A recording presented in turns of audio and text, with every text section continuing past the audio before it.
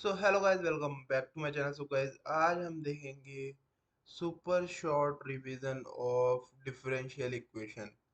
इससे पहले जब मैंने वीडियो अपलोड करी थी इस चैप्टर की डिफरेंशियल इक्वेशन की, तो वो था हमारा वन शॉट। वन शॉट में क्या था? वन शॉट में थ्योरी प्लस क्वेश्चन दोनों चीजें थी। मगर इसमें क्या रहने वाला है? ओनली थ्योरी थ्योरी रहने वाली है, और वो भी बहुत कंसाइज वे में, जिससे कि आप लास्ट मोमेंट में रिवाइज कर सकते हैं और जिससे कि आपको अच्छे से समझ में आ जाएगा और आप अच्छे से क्या कर सकते हैं, पेपर में लिख सकते हैं, फिर द क्वेश्चन को सॉल्व कर सकते हैं। तो इसमें हमारा मेन मोटिव जो रहेगा थ्योरी के ऊपर रहेगा। मगर आपको चैप्टर की बिल्कुल ही नॉलेज नहीं है तो पहले आप इसका जाकर के वन शॉट देखिए। वन शॉट भी नहीं देखते तो आप कहीं से जाकर के पहले पढ़ लीजिए, ठीक है? तो मगर आप पहले पढ़ लेंगे फिर आप देखेंगे तो आपको ज़्यादा समझ में आएगा। आपको चैप्टर की नॉलेज है मगर फिर आप देख रहे हैं तो फिर ओके। तो हम कंटिन्यू करते हैं फिर अपना चैप्टर, ठीक है ना गाइज? तो अब सबसे पहले आती है बात डिफरेंशियल इक्वेशन। डिफरेंशियल इक्वेशन में ये इक्वेशन लिखी है, ये है हमारी एक differential equation. D Y by D x plus 4x plus x square plus 1। तो ये हमारी है डिफरेंशियल इक्वेशन। इसमें सबसे पहले चीज आती है डिपेंडेंट वेरिएबल और इंडिपेंडेंट वेरिएबल। अब वेरिएबल क्या होता है? जो वेरी करता है, ठीक है? वेरिएबल जो क्या होता है? जो कि वेरी करता है। वेरी करता है मतलब बदलता है। तो वेरिएबल तो ये इसलिए है क्योंकि कहते हैं एक्स वाई जेड क्या होता है, इनकी वैल्यू क्या होती है? बदलती है। तो एक्स वाई जेड जो होता है इनकी वैल्यू हमारी क्या होती है? बदलती है। तो ये होता है हमारा वेरिएबल। दूसरी बात आती है डिपेंडेंट और इंडिपेंडेंट। ये देखो y जो है y x पे डिपेंड कर रहा है। y के नीचे x है ना, तो y x पे डिपेंड कर रहा है। और x के नीचे क्या है? x किसी पे आके डिपेंड कर रहा है? नहीं कर रहा। तो y x पे डिपेंड कर रहा है तो ये हो जाता है हमारा डिपेंडेंट वेरिएबल। और ये x हो जाता है x किसी के ऊपर डिपेंड नहीं कर रहा है, ये आजाद है, तो ये क्या है? Independent variable. ठीक है, तो ये टर्म आपको क्लियर हो गई होगी, डिपेंडेंट वेरिएबल और इंडिपेंडेंट वेरिएबल। ऐसे ही हमारे यहाँ पर del y by del x होता प्लस 2x होता equal to 2x square plus 3 plus 2, ऐसा कुछ प्लस 2x ऐसा करके कुछ भी होता मतलब। तो हमारा को क्या होता? ये देखो y फिर डिपेंड किस पे कर रहा है? x पे डिपेंड कर रहा है, तो y यहाँ पर क्या हो गया? डिपेंडेंट वेरिएबल, और x क्या हो गया यहाँ पर? Independent variable. तो ये आपको ध्यान में रखना है, ठीक है? इतना समझ में आ गया तो हम आगे चलते हैं। आगे चलते हैं और देखते हैं आगे हमारे को क्या समझना है। आगे हमारे पास आती है फिर ये चीज आती है ऑर्डर डिग्री। अब भैया ऑर्डर, हम किसी को ऑर्डर दे रहे हैं तो ऑर्डर हमारा कभी चेंज नहीं होता। ऑर्डर क्या होता है? हाईएस्ट डेरिवेटिव की जो मतलब हाईएस्ट डेरिवेटिव जो होता है। अब देखो जैसे मैंने ये डेरिवेटिव लिखा है, ये जिसकी ये सेकंड ऑर्डर डेरिवेटिव डेरिवेटिव है। ये क्या है? फर्स्ट ऑर्डर डेरिवेटिव है। देखो इसकी पावर 1 है ना, इसकी पावर 2 है। तो ये फर्स्ट ऑर्डर डेरिवेटिव है और यहाँ पर मतलब कोई डेरिवेटिव ही नहीं है। तो इसमें हाईएस्ट ऑर्डर डेरिवेटिव मैं आपसे पूछूं तो ये 2 डिग्री का दिख रहा है, ये 1 डिग्री का दिख रहा है। अब इसमें से हाईएस्ट कौन सा है? ये वाला है। तो हाईएस्ट ऑर्डर डेरिवेटिव 2 है, तो इसका ऑर्डर सीधा का सीधा क्या हो गया? 2 हो गया, ठीक है? डिग्री। अब हाईएस्ट ऑर्डर की पावर जो होती है वो होती है हमारी डिग्री। अब इसकी पावर कितनी है? इसकी पावर में कुछ नहीं लिखा तो यहाँ पर हमारा क्या हो गया? 1 हो गया। तो 1 हो गया, इसकी पावर 1 हो गई, तो इसकी डिग्री मैं आपसे पूछूं तो इसकी डिग्री क्या हो गई? यहाँ पर 1 हो गई, तो इसकी डिग्री क्या हो गई? 1 हो गई। ठीक है, तो ऑर्डर आपको और डिग्री आपको समझ में आई होगी, आई हो। तो ऑर्डर और डिग्री समझ में आ गई। तो फिर आते हैं हम, देखो ऑर्डर क्या है? ऑर्डर में कभी चेंज नहीं आता। मतलब ऑर्डर तो आपका हर समय यही है, हाईएस्ट ऑर्डर डेरिवेटिव की हाईएस्ट ऑर्डर डेरिवेटिव जो सा भी है वो हो जाएगा हमारा ऑर्डर। अब डिग्री, ऑर्डर हम दे रहे हैं तो ऑर्डर तो हम दे रहे हैं तो हमारी सुनी जाएगी ना, मतलब ये जो है वो माना जाएगा। अब क्या है? डिग्री, डिग्री में चेंज आते हैं। डिग्री में क्या होता है? इन दो चीजों में हमारे को ध्यान रखना होता है। क्या ध्यान रखना होता है? ये तो आपको पता चल गया, ऑर्डर नेवर चेंज, ऑर्डर जो है वही रहेगा।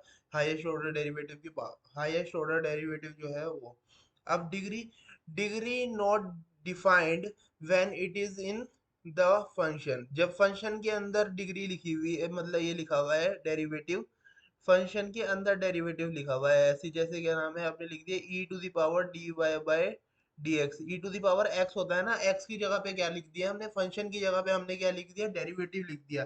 तो इस केस में हम क्या बोलेंगे कि भैया जो डिग्री है वो क्या है? Not defined. मतलब इस केस में हम डिग्री को बता नहीं सकते कि डिग्री कितनी है, ठीक है? चाहे हमारा जो ऑर्डर है वो निकल जाए, मगर डिग्री को हम बोल देंगे कि ये भैया नॉट डिफाइंड है। तो ये आपको ध्यान रखना है।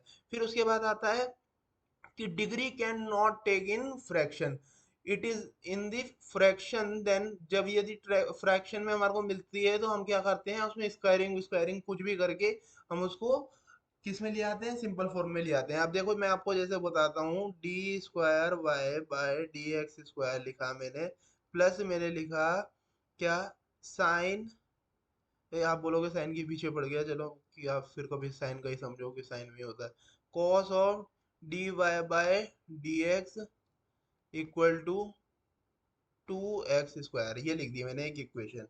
अब ये क्या है, इसमें मैं आपसे पूछूं डिग्री क्या है, तो मैंने बोला डिग्री क्या है और ऑर्डर क्या है, ऑर्डर क्या है। अब भैया ऑर्डर तो आपको सीधा दिख रहा है, हाईएस्ट ऑर्डर डेरिवेटिव की पावर 2, तो ऑर्डर तो हमारा हो गया 2, तो इसमें तो बॉस कोई दिक्कत नहीं है। अब आ गई डिग्री की बात। डिग्री देखो, डिग्री ने जैसे ही देखा यहाँ, तो उसने सोचा कि भैया क्या है, हमारे फंक्शन में क्या आ रहा है, x की जगह dy बाई डी एक्स आ रहा है, तो यहाँ बोल दिया इसने नॉट डिफाइंड, कि ये डिग्री हम बता नहीं सकते, ये डिफाइंड नहीं है। ठीक है गाइज, तो ये सीधी सीधी इसकी बात हो गई। ऐसे ही हमारे को इक्वेशन के अंदर क्या मिल गया, स्क्वायर मतलब इस क्या मिल गया, स्क्वायर रूट मिल गया, तो हमने सीधा बोल दिया कि इसका स्क्वायरिंग बोथ साइड करी, तो हमने बोला कि अब इसको हम सॉल्व कर सकते हैं, उससे पहले हम सॉल्व नहीं कर सकते थे। इसका भी चलो मैं आपको एग्जांपल ही दे देता हूँ, फिर आप बोलोगे समझाया तो क्या समझाया जो समझ नहीं आया। इसका एग्जांपल ऐसा हो गया कुछ कि हमने क्या लिखा भैया, d cube y by D x cube plus 4 times of under root of, ये इस वाले का एग्जांपल लिख रहा हूँ, d Y by D x का cube plus y square equal to 0, ये लिखा।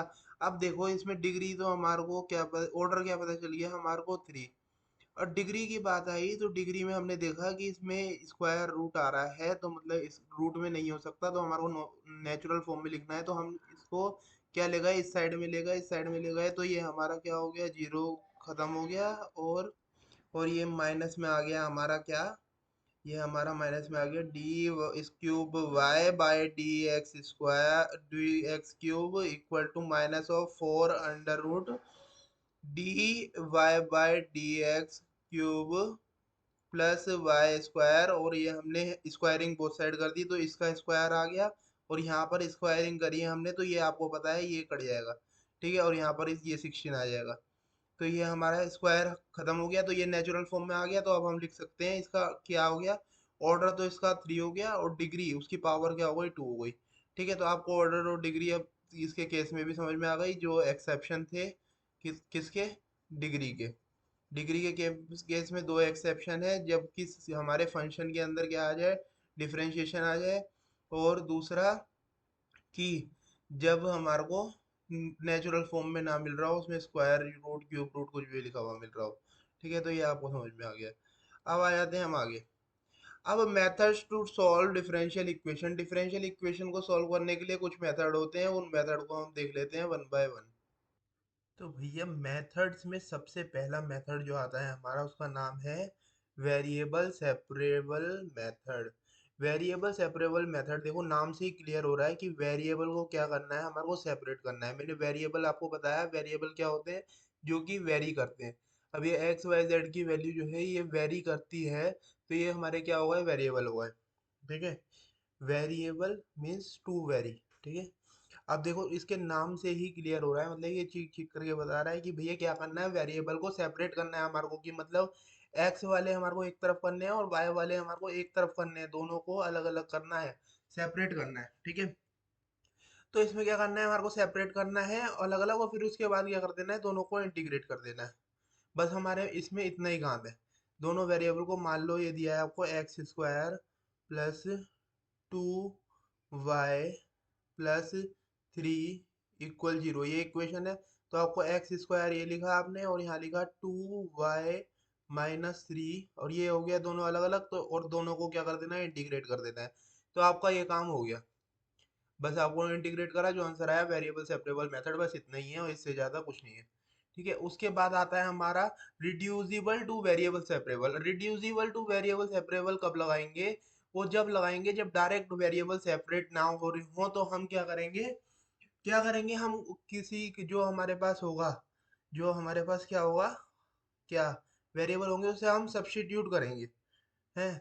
देखो जब डायरेक्ट सेपरेबल ना हो रहा हो तो सब्स्टिट्यूट करके वेरिएबल सेपरेट करेंगे, सब्स्टिट्यूट करेंगे हम, क्या करेंगे, सब्स्टिट्यूट करेंगे और हम वेरिएबल को सेपरेट कर देंगे। अब सब्स्टिट्यूट कैसे करेंगे, अब वो क्वेश्चन आता है। अब भैया जिसमें हमारे को डायरेक्ट ना मिल रहा हो उसी में लगाएंगे हम वेरिएबल सेपरेबल। तो उसमें जैसे मान लेते हैं हम कि हमारे को इक्वेशन दी है, मैं आपको एग्जांपल यहाँ बता देता हूँ कि हमारे को इक्वेशन क्या दी है। इक्वेशन कुछ ऐसी दी है, d Y by D x equal to 4x plus y plus one का स्क्वायर होल स्क्वायर मतलब, ठीक है। तो अब ये क्या है, हम देखो इसमें सेपरेट नहीं कर सकते क्योंकि स्क्वायर का है, तो हम इसे अलग अलग सेपरेट नहीं कर सकते, तो इसमें वेरिएबल सेपरेबल लगेगा और रिड्यूस करना पड़ेगा हमारे को। पहले रिड्यूस करना पड़ेगा, तो मतलब हम क्या करते हैं, इसको z मान लेते हैं, इसको z मान लेते हैं कि हमने माना कि ये क्या हो गया हमारा z इक्वल टू क्या हो गया हमारा 4x plus y plus one. अब d Z by D x करा, मतलब हमने जेड को डिफरेंशिएट करा विद रिस्पेक्ट टू एक्स। अब मैं आपसे बोलूं कि इसमें डिपेंडेंट वेरिएबल क्या है, इंडिपेंडेंट वेरिएबल का है, ये है हमारा डिपेंडेंट वेरिएबल जो एक्स के ऊपर डिपेंड कर रहा है, और ये एक्स किसी के ऊपर आगे डिपेंड नहीं कर रहा, तो ये हो गया हमारा इंडिपेंडेंट वेरिएबल। ठीक है, ये मैंने पीछे का भी आपको थोड़ा बता दिया। अब ये देखो, तो हमारा इसका जब हमने डिफरेंशिएट करा तो हमारा डिफरेंशिएशन क्या आया वो देखने वाली चीज है। तो भैया इसका डिफरेंशिएट करा हमने, तो ये तो डी एक्स मतलब एक्स अपॉन डी एक्स आएगा, यहाँ तो 4 ही हो गया ये। और ये हमारा क्या हो गया, डी वाई, क्या हो गया हमारा, यहाँ पर क्या हो गया, d Y by D x, और ये हो गया हमारा 0। तो अब हम क्या कर सकते हैं, इसमें से हम वैल्यू निकाल सकते हैं डी वाई बाई एक्स की। तो वैल्यू क्या आएगी, d Y by D x की वैल्यू आ जाएगी हमारी d Z by D x -4। तो ये वैल्यू हम क्या करेंगे, अब ये इस इक्वेशन में पुट कर देंगे। तो ये देखिए z का फंक्शन हो गया और इसमें x आ गया, और यहाँ पर हमने z लेट करा था, तो यहाँ पर क्या कुछ कंडीशन बनेगी, हमारी कंडीशन कुछ ऐसी बनेगी कि यहाँ पर हो जाएगा d Z by D x -4 equal to z square. तो अब ये देख सकते हैं दो वेरिएबल में आ गया अभी, और अलग अलग सेपरेट भी हो गए। तो अब हम इसको सिंपली सॉल्व कर सकते हैं कि हमने करा कि हमने अब वेरिएबल सेपरेबल लगा दिया, मतलब वेरिएबल को सेपरेट कर दिया, सेपरेट कर दिया। ये आ गया हमारा, क्या आ गया कि गाइस, ये जो हमारा जेड स्क्वायर था, अभी एक मिनट देखते हैं। अब वेरिएबल सेपरेबल, तो हमने क्या करा, ये वाला ये यहाँ ले जाना पड़ेगा, जेड स्क्वायर +4, ये यहाँ पर +4 हो गया, और d Z by D x equal to, अब ये देखो ये वाला नीचे आ जाएगा, तो ये हो जाएगा d z by z square +4 equal to d x. अब दोनों को हम इंटीग्रेट कर सकते हैं और हमारा जो आंसर आएगा वो वेरिएबल सेपरेबल का हमारा आंसर हो जाएगा। ठीक है गाइस, तो आपको ये भी समझ में आया होगा। तो हमने दो समझे, क्या समझा, वेरिएबल सेपरेबल और रिड्यूसिबल टू वेरिएबल सेपरेबल। जब डायरेक्ट हमारा वेरिएबल सेपरेट ना हो रहा हो तो हम क्या लगाएंगे, रिड्यूसिबल टू वेरिएबल सेपरेबल, मतलब हम रिड्यूस करेंगे उसे। उसमें हम क्या करते हैं, एक को z मानते हैं और उसके रिस्पेक्ट में हम क्या करते हैं, डिफरेंशिएट करते रहते हैं, और हमारा काम हो जाता है, हमने देखा। ठीक है गाइज, तो अब हमारे पास दूसरा आता है, ये दोनों होने के बाद तो हमारा तीसरा जो आता है, क्या आता है, लीनियर डिफरेंशियल इक्वेशन। इसको लेबनीज लीनियर डिफरेंशियल इक्वेशन भी बोलते हैं, ठीक है ना। कभी ये पेपर में लिखा हुआ आ जाए तो कंफ्यूज मत होना। तो लीनियर डिफरेंशियल इक्वेशन, लीनियर मतलब क्या बताता है, कि लीनियर मतलब कि जिसकी पावर 1 हो, देखो पावर 1 वाला है। तो linear differential equation d Y by D x plus P Y equal to q, ये फॉर्म होती है लीनियर डिफरेंशियल इक्वेशन की। और ये देखो यहाँ पर y आ रहा है ना, y आ रहा है, तो दूसरा कौन सा वेरिएबल होगा, x वेरिएबल होगा, तो ये तो वेरिएबल है एक्स वाई। तो ये p और q जो होंगे हमारे फंक्शन ऑफ x होंगे, मतलब x के फंक्शन होंगे, इसमें x आएगा p और q में। ठीक है, अब ये देखो, तो हमारे को स्टेप्स, ये स्टेप्स होते हैं, ये हमारे को ध्यान रखने होते हैं। तो ये स्टेप्स क्या है, पहले हमारे को p और q की वैल्यू जो है वो फाइंड करनी है इक्वेशन में से। आपको अभी समझ में नहीं आ रहा होगा तो मैं अभी एक एग्जांपल दूंगा, उससे आपको समझ में आ जाएगा। ठीक है, p और q की हमारे को वैल्यू निकालनी है, और क्या करना है, हमारे को इंटीग्रेट करना है, इंटीग्रेटिंग फैक्टर निकालना है। इंटीग्रेटिंग फैक्टर बोलते हैं इसे, इंटीग्रेटिंग फैक्टर e की power integration of P D x, ये निकालना है। फिर हमारे को जनरल सॉल्यूशन निकालना है। जनरल सॉल्यूशन कैसे निकालते हैं, y dot integrating factor equal to integration of q dot, देखो ये जो q था ये वाला q यहाँ आ जाएगा, डॉट इंटीग्रेटिंग फैक्टर, और ये हमने क्या करा है इसका dx कर दिया। अब ये बच्चों को याद नहीं होता जीएस, जनरल सॉल्यूशन। तो जनरल सॉल्यूशन के लिए सिंपल ट्रिक है, y इफ इतना क्यों इफ, मतलब y इफ क्यों आ रहा है और इतनी बार क्यों आ रहा है, ठीक है। तो ये मतलब ये ऐसी मैंने ट्रिक याद करने के लिए बना रखी है। वाई मतलब वाई आ गया यहाँ पर, इफ मतलब इंटीग्रेटिंग फैक्टर, इतना मतलब इंटीग्रेशन, क्यू मतलब क्यू, इफ मतलब यहाँ पर इफ आ गया इंटीग्रेटिंग फैक्टर, ठीक है। ये चिराग ट्रिक ये लिख रखा है, ठीक है। तो आपको ये फॉर्मूला याद हो जाएगा। आप देखो मैं जैसे आपको एग्जांपल बता देता हूँ इस वाले का। इसका एग्जांपल आपका हो जाएगा जैसे कि, मैं कहाँ करूँ, मैंने ये लिखा d Y by D x plus y by x equal to log x upon x लिख दिया मैंने।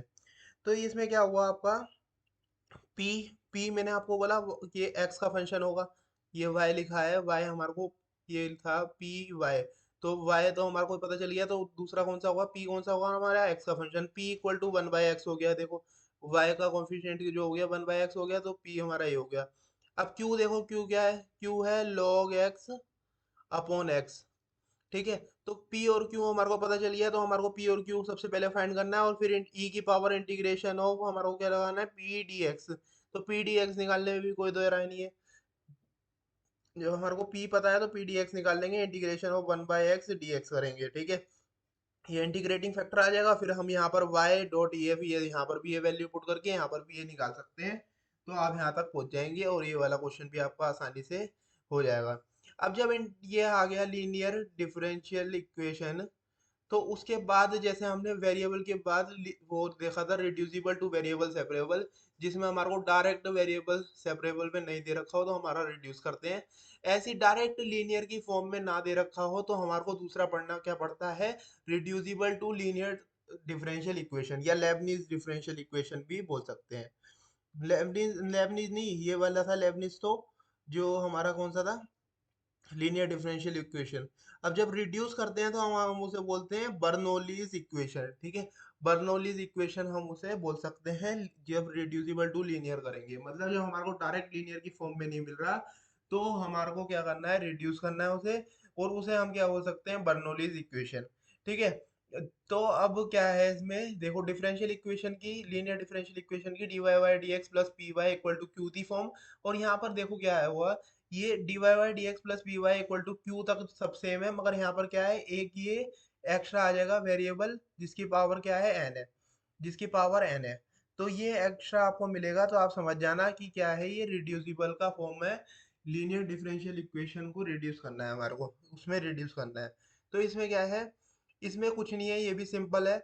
जैसे हमने यहाँ पर लिखा था P और Q की वैल्यू, अब यहाँ पर एक n एक्स्ट्रा आ गया, तो P Q n की वैल्यू निकालनी है आपको। n मतलब y की कितनी पावर है वो लिख देनी है, ठीक है।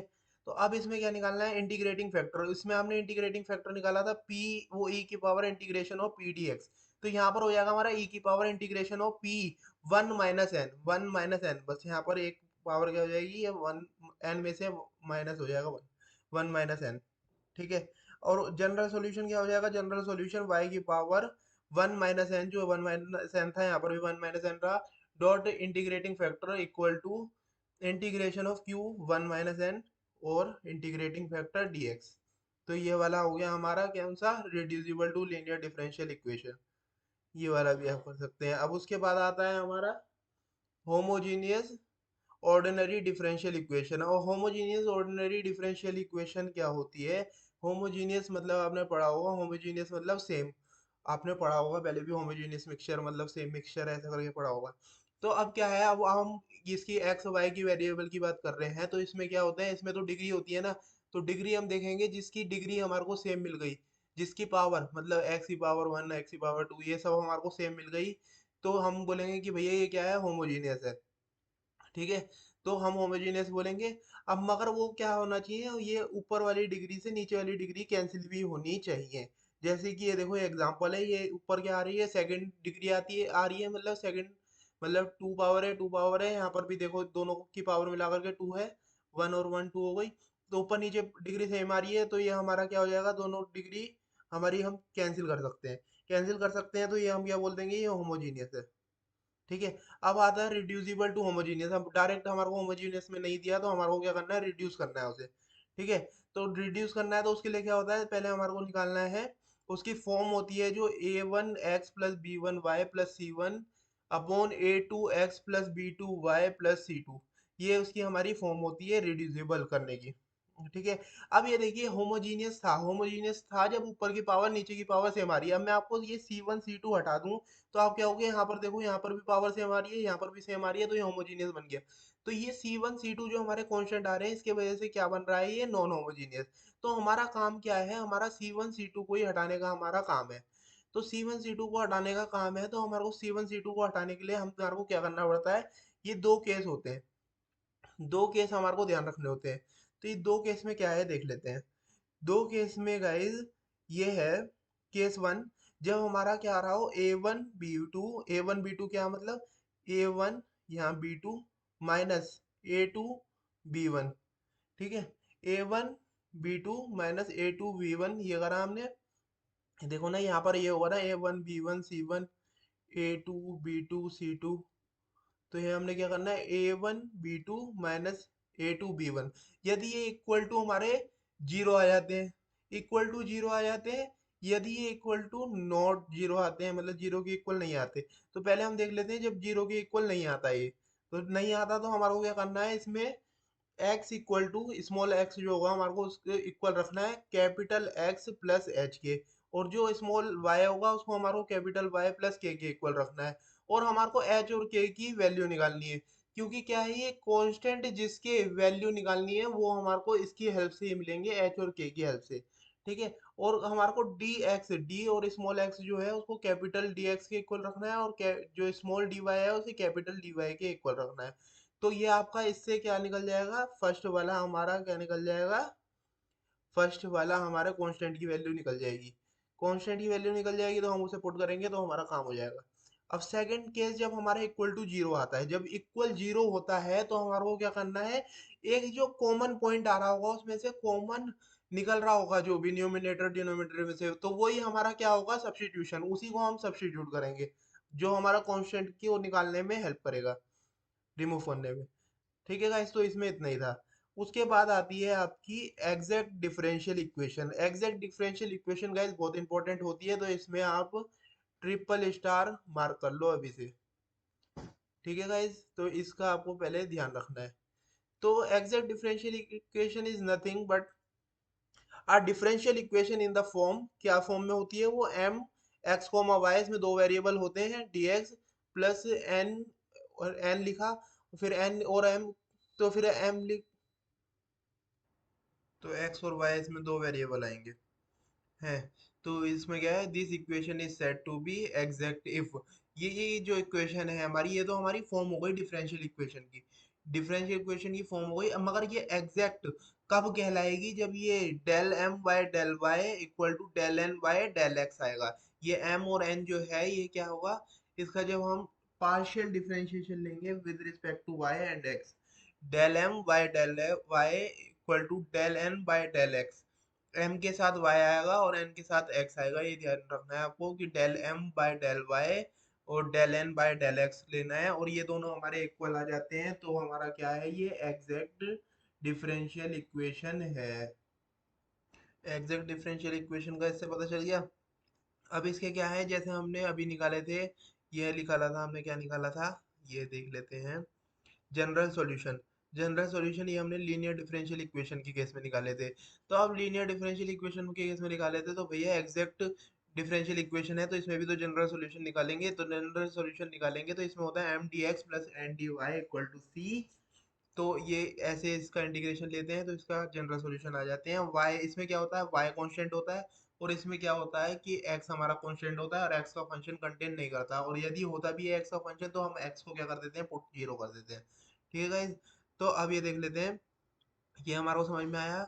तो इसके बाद हम क्या आते हैं, कहाँ आते हैं, कहाँ आते हैं, ये अब हम आ जाते हैं नॉन एग्जैक्ट में। एग्जैक्ट का आपको पता चला कि हमारी ये इक्वेशन होनी चाहिए। इक्वेशन तो ये हमारी डिफरेंशियल इक्वेशन है, इस इक्वेशन में होना चाहिए।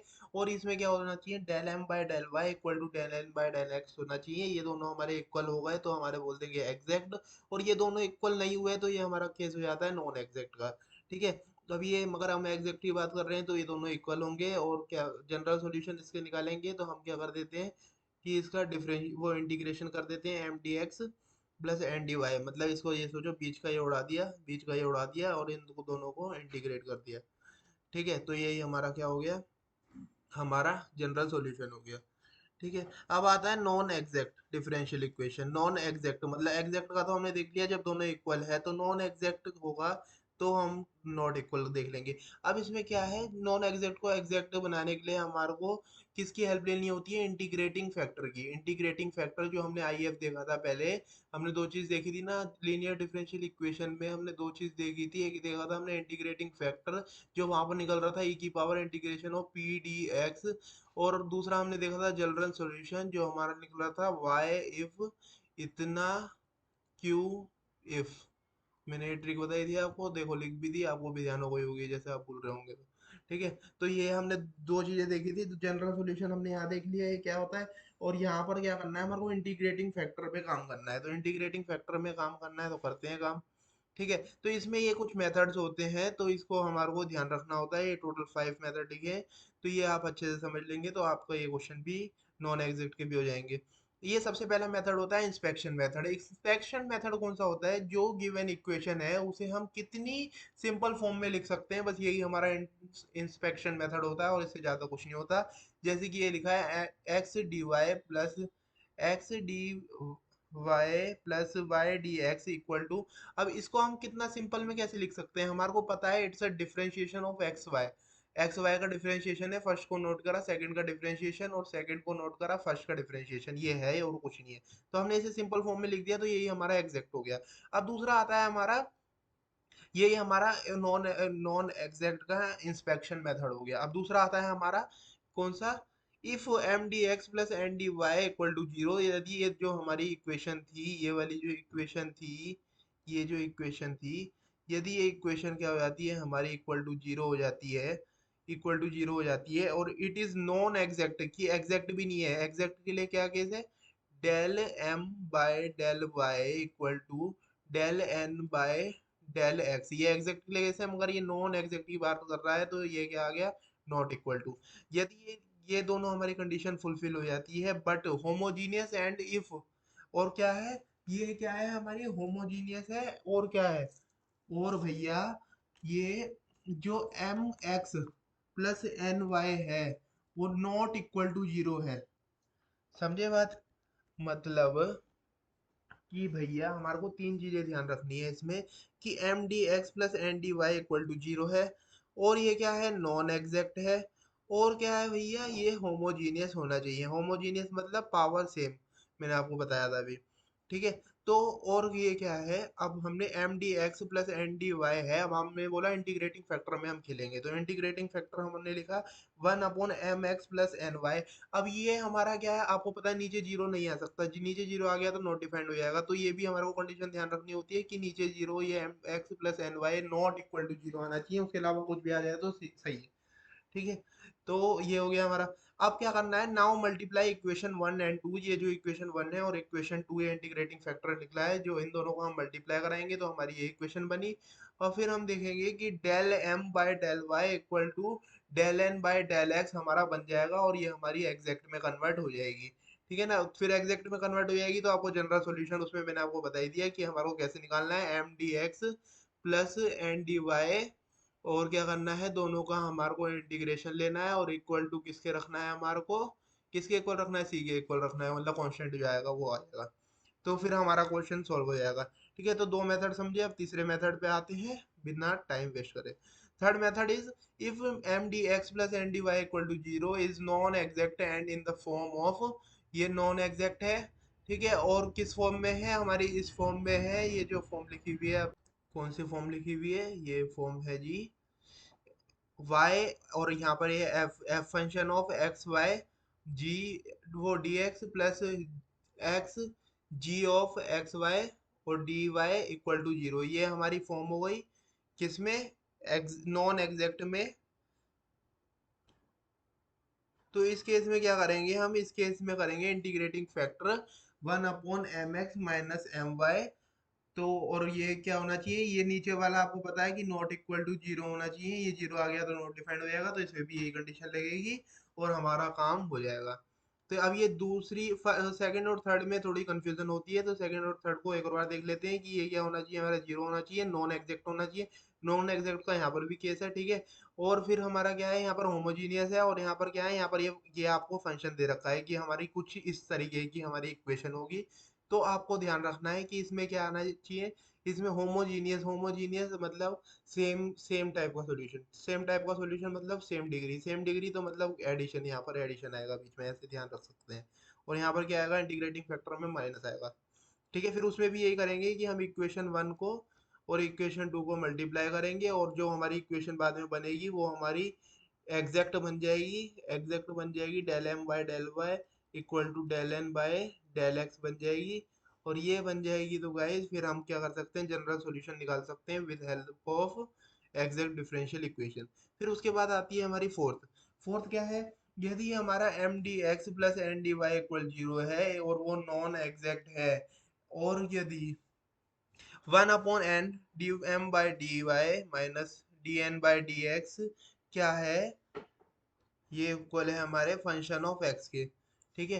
तो हमारा इंटीग्रेटिंग फैक्टर निकलेगा ई की power integration of F x D x, ठीक है। इंटीग्रेटिंग फैक्टर इस केस में हमारा निकलेगा एफ एक्स डी एक्स। तो मतलब ये नॉन एग्जैक्ट की बात कर रहे हैं, हमने सबसे पहले देखा यदि वो होमोजीनियस हुआ, यदि वो इस इक्वेशन की फॉर्म में हुआ, यदि वो इसमें हुआ, ठीक है। तो फिर हम क्या करेंगे, ये सबके इंटीग्रेटिंग फैक्टर अलग अलग निकले, आपने देखा यहाँ पर क्या है, होमोजीनियस की बात कर रहे थे प्लस आ रहा था, और नॉन होमोजीनियस की बात कर रहे हैं तो यहाँ पर ये इसी की जगह पर बस माइनस आ जा रहा है। और हम क्या कर रहे हैं, अब इस वाली इक्वेशन की फॉर्म में बात कर रहे हैं कि इस इक्वेशन में है, तो हमारे को क्या है, इंटीग्रेशन ई की पावर, जैसे ई की power integration of P x P D x लिख रहे थे हम, तो यहाँ पर क्या है, इंटीग्रेशन ऑफ ई की power integration of F x D x, ठीक है। यहाँ पर वाला केस बन जाता है। अब फिफ्थ आता है हमारा क्या है, if m d x plus n d Y equal to zero, यदि ये जीरो है तो नॉन एग्जैक्ट है, तो हमारा को क्या करना है, इफ वन अपॉन एम, यहाँ पर वन अपॉन एन आ रहा था और यहाँ पर वन अपॉन एम लिख दिया, बस D N by D x minus D M by D Y equal to G of Y. तो अब g का फंक्शन है ये, यहाँ पर g का फंक्शन है तो g, यहाँ पर p की जगह g तो लिखेंगे। और यहाँ पर देखो ये f का फंक्शन था, f ऑफ x का फंक्शन था, तो यहाँ पर एफ एक्स लिखा था। और यहाँ g ऑफ x का फंक्शन है, g ऑफ y का फंक्शन है, तो g ऑफ y लिख दिया। तो गाइज अब ये दोनों जो है, इन दोनों में से हम कोई सी भी लगा सकते हैं equation, m4 and m5 are same, it depends on us which one we use. If m is simple, यदि m सिंपल है तो हम क्या करेंगे, ये वाली लगा देंगे, यदि n सिंपल है तो हम ये वाली लगा देंगे। ये हमारे ऊपर डिपेंड करता है कि हम कौन सी इक्वेशन से हम अपनी नॉन एग्जैक्ट को एग्जैक्ट में कन्वर्ट कर रहे हैं, वो हमारे ऊपर है टोटली। तो गाइज अब देख लेते हैं, ये आपको समझ में आया होगा, ये समझ में आया होगा तो बहुत बहुत बधाई, आपको इतना समझ में आई। तो हम आगे देखते हैं क्या, आगे है linear differential equation of higher order with constant coefficient. Linear differential equation higher order की किसके साथ, कांस्टेंट कोफिशिएंट के साथ। अब लीनियर डिफरेंशियल इक्वेशन की बात आ गई तो भैया, लीनियर डिफरेंशियल इक्वेशन तो हमने देखी थी ऊपर, मगर ये higher order with constant coefficient के साथ है, कांस्टेंट कोफिशिएंट के साथ है, तो सिंपल ही बात है। तो इसमें होता क्या है, अब भैया इसमें होता है कुछ ऐसा जिससे हमें मिलने लग जाता है पैसा, कि इस इक्वेशन होती है, ऐसी इक्वेशन होती है, ये जैसे लिखी है आपके पास, डी की power n y upon D x की power n plus a one D की power N minus one upon D x की power N minus one plus a two, ये क्या है, ये आते जा रहा है क्या, क्या आते जा रहा है, कांस्टेंट, डी की पावर डी की power N minus two Y, मतलब एक एक पावर कम होती जा रही है, और यहाँ कहाँ तक जा रहा है, a n y equal to q. Q क्या है, q is a function of x, q क्या होगा, फंक्शन होगा एक्स का। अब क्या है, ये a one a two a three a four, ये जो हमारे चलते आ रहे हैं ए एन तक, ये क्या है, ऑल फंक्शन ऑफ एक्स, ये सारे क्या है, फंक्शन ऑफ एक्स है और कांस्टेंट है। And Q is a function of x, Q जो है वो भी हमारा क्या है, एक्स का फंक्शन है। तो इसमें क्या करते हैं हम, इसमें करते हैं हम कैपिटल डी को जो हम लिखते हैं वो लिखते हैं डी बाय डी एक्स। मतलब कि यहाँ पर जो डी बाय डी एक्स आ रहा है इसको हम कैपिटल डी लिख सकते हैं। यहाँ पर डी बाय डी एक्स है तो हम इसको कैपिटल डी लिख सकते हैं। तो हम इस इक्वेशन से अब हम ऐसी इक्वेशन बना सकते हैं कि हमने क्या करा, डी बाय डी एक्स, तो हमारे को पता है कि हम इसको कैपिटल डी लिख सकते हैं तो इसकी पावर एन है, और यहाँ पर y है, और यहाँ पर क्या है, इसकी पावर n है। तो ये हमने क्या करा, इसको कैपिटल D लिख दिया, और ये यहाँ पर इसकी पावर हो गई n, और यहाँ पर y, और y देखो यहाँ से सब में से ही आ रहा था y, सब में y है तो y को हमने कॉमन लिख दिया, इक्वल टू q लिख दिया, q is a function of x, ये आपको ध्यान रखना है। ठीक है, अब इसमें दो चीजें आती है कि A1 A2 A3 और ये जितने भी A वाले हैं, A1 वाले या A2 वाले, मतलब ये जितने भी हैं ये सारे क्या है, कांस्टेंट होते हैं। तो कांस्टेंट होता है ये सब, तो कुछ हमारी इस प्रकार का क्या होता है, इसको हम बोलते हैं linear differential equation with constant coefficient, कि इसमें कोफिशिएंट जो है वो कांस्टेंट मिल गए, तो इसका नाम पूरा मिला करके जो हो जाता है वो हो जाता है linear differential equation with constant coefficient.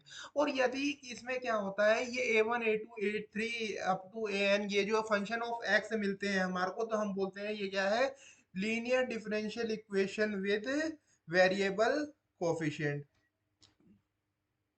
कि भैया लीनियर डिफरेंशियल इक्वेशन है जिसमें क्या है, कोफिशिएंट जो है वो क्या है, वेरिएबल है। वेरिएबल मतलब एक्स वाई, मैंने आपको बताया ना, एक्स वाई जेड ये सब जो क्या होते हैं, क्या वेरिएबल होते हैं, टू वेरी मतलब ये वेरी करते हैं। तो इसमें वेरिएबल आ रहा है तो इसका नाम हो गया वेरिएबल कोफिशिएंट। इसमें ये सारे A1 A2 A2 as a constant ले रहे हैं, तो ये सारा क्या हो गया, इसको बोल दिया हमने linear differential equation with constant coefficient.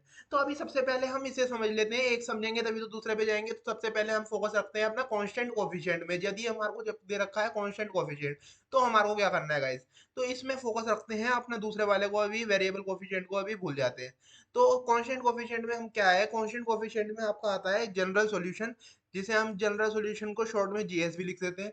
तो जनरल सॉल्यूशन जो हम अभी तक निकालते हुए आ रहे थे, हमने एग्जैक्ट इक्वेशन में भी जनरल सॉल्यूशन निकाला, ठीक है, और हमने किस में निकाला था, लीनियर डिफरेंशियल इक्वेशन में भी जनरल सॉल्यूशन निकाला था, और हमने reducible to linear differential equation में भी, लीनियर डिफरेंशियल इक्वेशन में भी जनरल सॉल्यूशन निकाला था।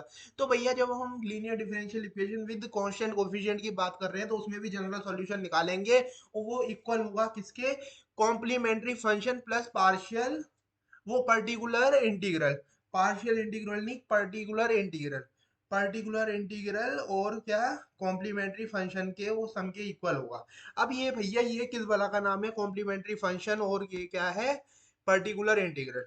भैया कॉम्प्लीमेंट्री फंक्शन के लिए क्या करना है, सबसे पहले हमारे को एक ऑक्सिलरी इक्वेशन फाइंड करनी है। क्या ऑक्सिलरी इक्वेशन क्या होती है, जो हम डी की इक्वेशन, डी की फॉर्म में जो हम इक्वेशन लिख रहे थे, जैसे कि हमने आपको इक्वेशन दिखाई थी, ये इक्वेशन है, ये इस फॉर्म में जो इक्वेशन लिखी हुई है इसमें हमारे को क्या करना है, डी की जगह पे एम पुट करना है, और हमारे को रूट्स फाइंड करने हैं। रूट्स फाइंड करने हैं, उसके बाद हम कॉम्प्लीमेंट्री फंक्शन लिख पाएंगे, अभी हम मैं आपको दिखाऊंगा नीचे। ठीक है, दूसरा क्या है हमारे पास, पर्टिकुलर इंटीग्रल। पर्टिकुलर इंडिपेंडेंट में सारा काम जो होता है, जो इक्वल टू क्यू आ रहा था, ये इक्वल टू क्यू जो फंक्शन ऑफ एक्स मैंने आपको बताया था, ये लिखा था, तो इसके ऊपर सारा काम होगा, तो इसे भी हम देखेंगे। और मगर सबसे पहले हम देख लेते हैं कॉम्प्लीमेंट्री फंक्शन क्या है।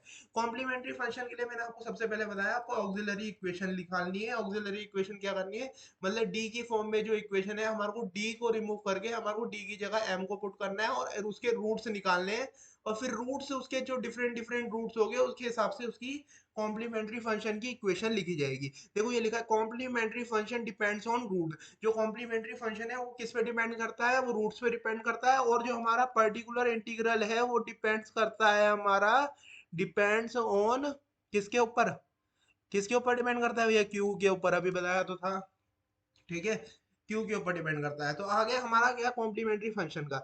अब देखो जब हमने, अब मैंने ऑक्सिलरी इक्वेशन आपको बता दिया, ऑक्सिलरी इक्वेशन से आप रूट्स निकालेंगे। अब रूट्स के डिफरेंट डिफरेंट केस होंगे कि हमारा कब क्या मिलता है, तो हमारा क्या होना चाहिए। तो हम फर्स्ट केस देखते हैं, जब हमारा क्या है, यदि हमारे दोनों root, if roots are real and distinct, यदि रूट्स हमारे रियल होते हैं और डिस्टिंक्ट होते हैं, मतलब रियल है मतलब कि उसमें कोई इमेजिनरी पार्ट नहीं है, रियल है, और क्या है, डिस्टिंक्ट है, दोनों अलग अलग है, तो उस केस में क्या होता है, उसमें कि हम लिखते हैं कॉम्प्लीमेंट्री फंक्शन की मतलब वैल्यू, तो y equal to c1 e to the power alpha x plus c2 e to the power beta x। ये अल्फा बीटा क्या है? It is a root value of roots, मतलब जो हमारी रूट की वैल्यू आई है। यदि रियल रूट है और क्या है, डिस्टिंक्ट है, दोनों अलग अलग है। तो मतलब यहाँ पर जैसे हमारी वन निकली और -1 निकली, तो हम यहाँ पर वन पुट करेंगे और यहाँ पर -1 पुट करेंगे और हमारा काम हो जाएगा। ये हमारी कॉम्प्लीमेंट्री फंक्शन की वैल्यू निकल जाएगी इन केस ऑफ यदि रूट हमारे डिफरेंट है, रियल है एंड डिस्टिंक्ट है, मतलब दोनों अलग अलग है। ठीक है, अब दूसरा केस आता है रियल के केस में ही। यदि two roots are real and, मतलब इक्वल एंड रियल, रियल भी है और इक्वल भी है। पहले क्या हो रहा था, दोनों अलग अलग निकल रहे थे, अब क्या है कि सेम हो गए वो, कि दो रूट जो है वो सेम है उसमें। दो रूट सेम है तो क्या करेंगे भैया, उसमें जब हमारा ये अल्फा, अल्फा बीटा मैंने आपको क्या बताया था, रूट्स क्या होते हैं, रूट्स होते हैं। तो अल्फा बीटा जब दोनों का सेम है तो हम क्या अल्फा की बीटा की वैल्यू अलग अलग थोड़ी लेंगे। जब दो हमारे सेम है तो हम दो को तो ऐसे लेंगे ना, c1 plus c2 times of x E to the power alpha x। Alpha beta यहाँ तो लिख नहीं सकते ना, क्योंकि दोनों रूट की वैल्यू सेम है। तो यहाँ पर ये ऐसे हो जाएगा। दूसरा जो हमारा होगा उसको हम आगे कितने भी हों तो हम उसे ऐसे लिख सकते हैं। यदि दो रूट कॉमन है तो हमारे को दो के लिए ऐसे लिखना है, ठीक है। मतलब रहेगा सेम यही, c1 ये लिखा, फिर c2 x लिखा हमने, और फिर e to the power alpha x लिख दिया। जो अल्फा मतलब एक ही, दोनों अल्फा की वैल्यू है तो एक ही हमारा अल्फा लिखेंगे, अल्फा बीटा दोनों तो इसमें लिखेंगे नहीं c1 c2 के लिए। ठीक है, तो हमारा इतना काम हुआ। इतना काम हुआ तो ये भी आपको समझ में आएगा। तीसरा हमारा केस आता है यदि थ्री रूट से इक्वल एंड क्या है, रियल है। तीन रूट इक्वल और रियल आ गए तो भैया फिर उसके लिए वही बात आ गई कि तीन रूट आ गए तो तीन की वैल्यू क्या होगी, तीनों में अल्फा सेम होगा। अल्फा सेम होगा तो हमने ये लिखा c1 plus c2x plus c3 x square, और क्या करा हमने उसमें e की पावर अल्फा x, मतलब अल्फा सबके लिए सेम ले लिया और फिर आगे हम कितने भी क्या हो वो लिख सकते हैं हम खुद से। ठीक है, तो ये रियल के हो गए हमारे पार्ट। अब ये दो आ जाते हैं हमारे किसके लिए, कॉम्प्लेक्स के लिए। कॉम्प्लेक्स के लिए आ जाते हैं हमारे। रियल के लिए तीन आपको पार्ट समझ में आ गए। क्या समझ में आए कि हमारे को क्या करना है कि c1 e to the power alpha x plus c2 e to the power beta x, c3 e to the power gamma x, ऐसे लिख देना है यदि रियल एंड डिस्टिंक्ट है। और रियल एंड टू रूट से इक्वल है, तो टू रूट से इक्वल है तो दोनों के लिए अल्फा की वैल्यू सेम होगी, तो दो में ही आ जाएगा। और यदि तीन रूट हमारे क्या है, वो इक्वल और वो क्या है, रियल है, तो हमारे तीन के लिए एक अल्फा की वैल्यू सेम आ जाएगी, बाकी सब आगे जो होगा वो चलता रहेगा। अब कॉम्प्लेक्स के केस में आते हैं, तो कॉम्प्लेक्स के केस में क्या होता है, if two roots are complex, that is complex conjugate. यदि दो रूट जो है वो कॉम्प्लेक्स है, एक दूसरे के कॉम्प्लेक्स कॉन्जुगेट है, कॉम्प्लेक्स कॉन्जुगेट है, तो क्या होगा उसमें, रूट्स की वैल्यू जो होगी a plus minus iota b।